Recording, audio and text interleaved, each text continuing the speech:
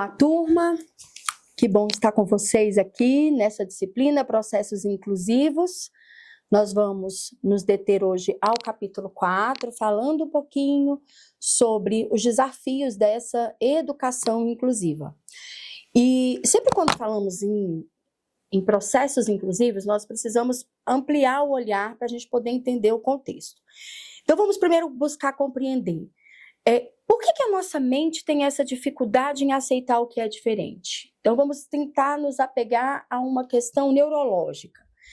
A nossa mente ela é programada já para guardar energia e para lidar com previsibilidade.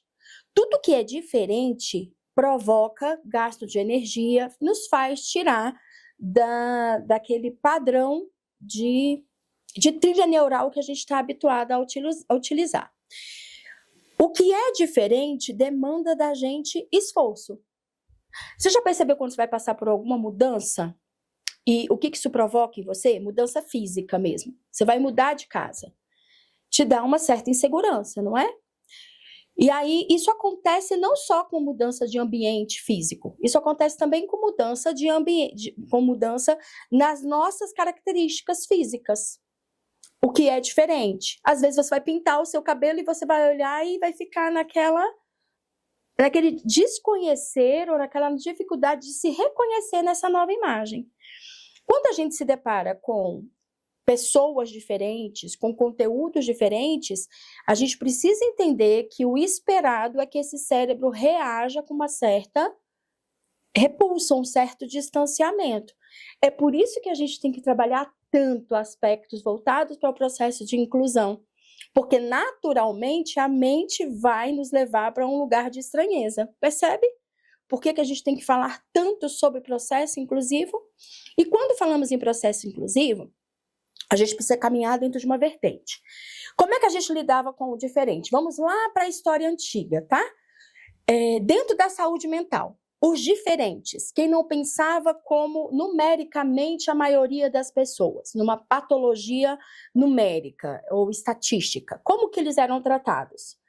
Na história antiga, nós temos relatos de pessoas que eram queimadas, ridicularizadas, e aí se transformava isso em um grande espetáculo para ridicularizar o que é diferente. Então, essas pessoas estavam sendo excluídas, percebem?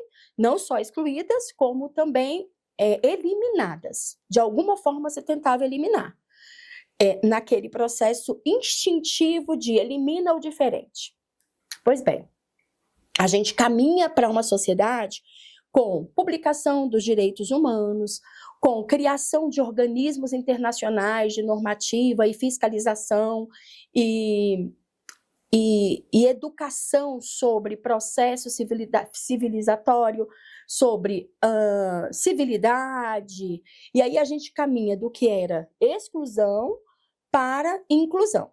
Então, a inclusão é como se assim, então você vem e faz parte desse grupo. Só que você faz parte desse grupo, mas você ainda está separado, porque ele ainda fica à margem. Ele está incluído, mas ainda está à margem, porque ele ainda não recebe todas as formas de adaptação, de acolhimento que se faz necessário. Aí, qual a próxima etapa depois dessa inclusão? Aí a gente trabalha com integração desse indivíduo. Não tem mais barreiras de alguma forma, as barreiras são diminuídas para essa integração. E aí, quando a gente fala em processos inclusivos, a gente precisa detalhar. Esses processos inclusivos envolvem adaptação, quando a gente fala no ambiente escolar, adaptação física, adaptação emocional dos estudantes para acolher esse diferente, adaptação pedagógica, porque os recursos têm que ser direcionados de acordo com as facilidades que esse sujeito tem no aprendizado.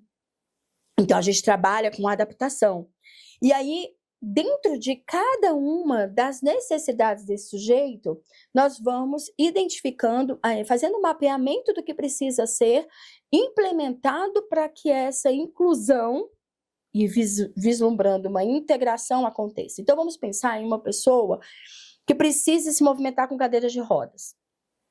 essa adaptação ela vai envolver o layout dessa empresa, de acessibilidade física, vai envolver layout de ergonômico, a cadeira adaptada, essa cadeira que se movimenta com ela, né, que usa para o deslocamento, muitas vezes ela vai requerer uma adaptação ergonômica para que essa pessoa consiga trabalhar com menos desconforto.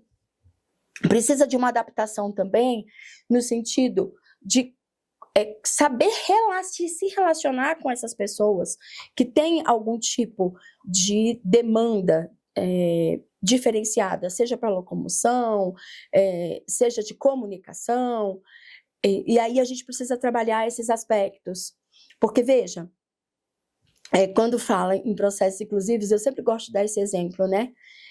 Muitas pessoas, quando vão conversar com uma pessoa que tem uma deficiência visual, sem perceber, essa pessoa começa a falar mais alto. E aí, assim, mas a deficiência dela é visual, não é auditiva. Percebe que é a forma instintiva do cérebro de tentar acomodar de alguma forma? E aí a gente precisa sair desse mecanismo que é instintivo. E aí a gente vai agir com as nossas funções executivas de forma mais detalhada, consciente da maneira como a gente está falando com esse sujeito, independente do tipo de adaptação que ele precise ou que nem precise, porque são questões subjetivas que a gente deixa transparecer para o outro nas nossas relações. Então, aí na unidade 4, vocês têm o detalhamento dos desafios que envolvem essa educação inclusiva à luz dos direitos humanos. E aí, é até interessante a gente falar um pouquinho sobre o conceito, né, de inclusão. Olha o que diz aqui. Deixa eu compartilhar com vocês o conceito. Olha, Thomas Jefferson, ele diz assim, ó, as pessoas não nascem livres e iguais, as pessoas tornam-se livres e iguais através da ação competente, ativa e solidária dos estados que, ao densificarem os direitos humanos, criam verdadeiros ambientes de liberdade e oportunidade de igualdade e de fraternidade.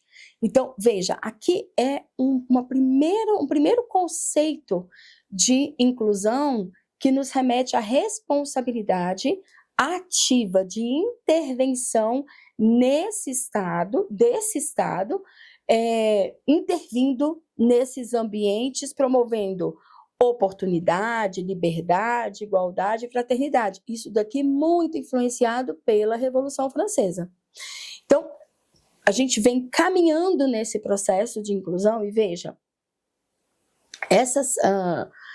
esses tempos recentes foi celebrado o Dia da Luta Antimanicomial, né?